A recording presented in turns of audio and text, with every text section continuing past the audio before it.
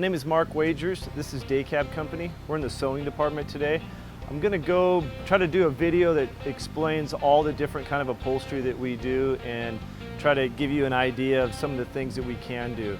So we are sewing upholstery for Kenworth, Peterbilt, Mack, International, Freightliner, Western Star, and we have for 20 years. So right here in front of me is a factory Freightliner Daycab for a dealer. A dealer bought this from us. This is for a pretty old truck, and so we are doing factory upholstery, doors, corners, headliners. We are also doing upholstery, of course, for all the kits that we do. And when you buy a kit and you're converting a truck, we can also, the pieces that aren't in the kit, we can also sew those. So a lot of times we're doing doors on a Kenworth, or we're doing doors on a Peterbilt at the same time. Some of the trucks that are really old, like possibly a 359 Peterbilt back in the 70s, we're doing those, or an old W900, we would do all that upholstery. In some of those models, we are going to ask you to move up in your colors of your vinyls to maybe something within 5 or 10 years old that's easier for us to get. So if I'm doing a 359 Pete, I might move it to a platinum Peterbilt color that you would see possibly in a brand new truck, a 2016. That would be a good match. Some of the Peterbilts, we're putting VIT upholstery in them. Let me see if I can show you one right here.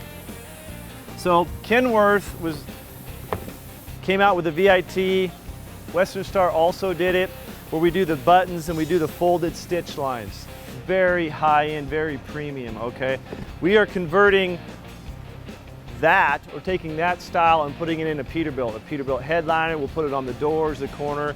We'll do black, we'll do gray, lots of different colors we can do it in. That is really makes for a nice kit. I actually don't have one here, but you can see this is a Kenworth late model VIT upholstery. Right here is an old, I grabbed this real quick off the shelf. This is old Splendor, where you've got the lines going up and down. I actually have that upside down. So we're doing the carpet on the bottom, so that's kind of a cool thing, and that's a pretty old truck we're doing that for. Of course, since we're doing completes, you don't have to be taking your sleeper off, even though that's our main business. So on a complete, you may have a truck with a sleeper on it. You want to leave the sleeper on it. So we would sew the headliner, the doors, the corners, of course. Then we would do the transition boot. We'd put all the snaps, all the Velcro on it. So this would be the boot. And then we would sew all the upholstery for the sleeper. Or not, maybe you're just doing the cab and you just need to do the boot. So there's lots of options like that. This is actually a Unibuilt Peterbilt, done in black, very high-end black. In behind, I don't know if you can see it, there's another Condo Classic with like an alligator material on it. So there's a lot, we carry a lot of different vinyls. In the back you can kind of see all the racks. We've got hundreds and hundreds of rolls of vinyl. And yeah, some of them go back 20 years in colors and some don't. So you just talk to somebody in sales and they can help you pick a color and work with what's available, OEM or not. So that's just, wanted to get you up to speed on that. So we're doing completes, we're doing sleepers, day cabs, factory day cabs, trucks that we convert. Of course, we always sew the factory upholstery for trucks that we convert. And when you're converting a truck, if you need to add the last pieces you need to get it all new inside, we can do that as well.